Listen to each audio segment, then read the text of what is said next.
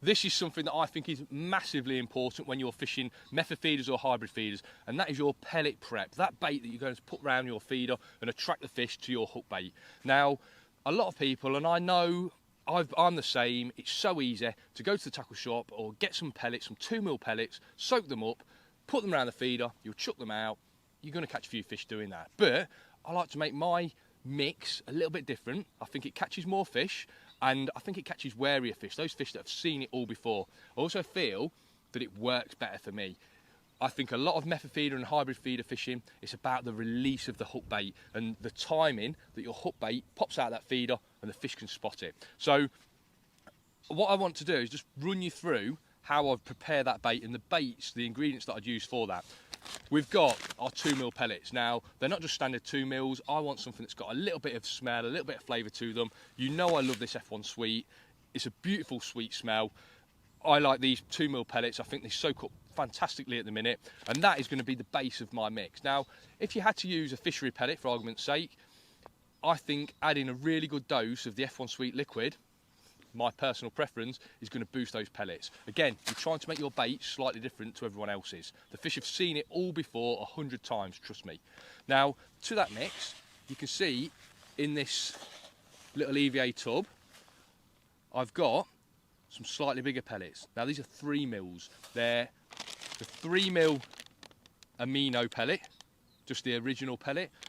I quite like mixing pellets, as long as the flavours don't contrast each other too much, as long as we don't go for a meatier flavour and a sweet flavour. I think mixing the flavours is a really good thing to do. Mixing the sizes is brilliant as well. Not only does it help break your ball down at a nice rate, but it also, in my opinion, I think it helps you catch more fish. I think the fish get used to picking up one standard size of pellet on the bottom, and then when there's a mixture, hopefully it just confuses them a little bit. So we've got some 3mm and some 2mm in there. Now, you see there, anyone that's seen me prepare pellets before, you know how easy I like to make things. I've got my EVA zip-up box there, I've got some water, and I've got my dry pellets. So into those dry pellets, I'm just going to add just enough water to come up level with those pellets. So I just want to be able to see some water in those pellets. So every pellet there has had a good dose of water. And then I can zip this up, give it a good shake, and I can leave it. Now, I like to do this the night before and put them in the fridge, or as soon as I get up in the morning, I will prepare my bait, put them in the back of the van, drive to the venue. The reason I like this EVA case, I can give it a shake every now and again, and also when I'm driving to the venue, if I have to stop because something runs out in the middle of the road, I'm not going to get pellets all over my van if I have to brake sharply. But it keeps all my bait in tip-top condition. Now, obviously on the bank, I still keep my bait in this EVA case. Sunlight, you know, wind, everything like that, it can dry your pellets out. If it rains, you know, you've got a nice lid on it, you can keep your pellets nice and dry. Consistency of the bait is massive because, I've touched on it before, the release of that hook bait is really important. You want to know the timings and how that hook bait releases in the water, because ultimately it's your hook bait that's going to catch the fish. Now, to aid the attraction even more, and if I want maybe a slower breakdown of the feeder, remember, if we fill the gaps in between those pellets on that method feeder, we're going to stop the water getting in those gaps and breaking everything down. So if I want that extra attraction, I want to slow things down, I'm going to add some groundbait to the mix. Now, again, I think the type of groundbait you use is really important. I've gone for the F1 Sweet again.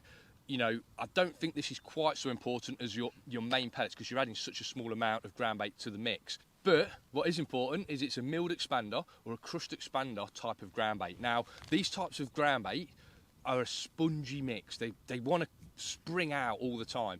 And obviously, we don't want to cast out with our method feeder and sit there as a ball, a rock hard ball on the bottom.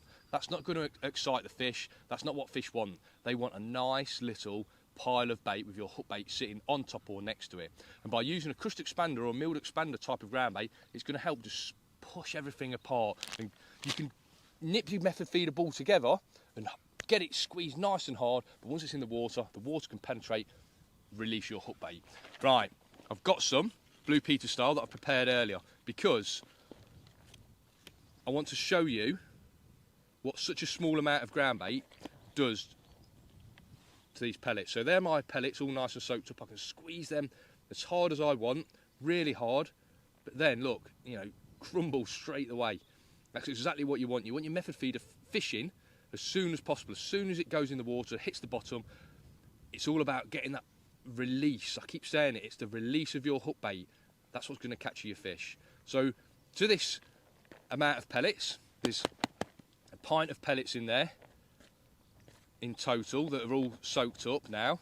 But a pint of pellets, I've probably added 3 egg cups full, something like that, of ground bait. It was literally nothing, but you can see it's had a massive effect. It looks like there's loads of ground bait in there, but quite often less is more.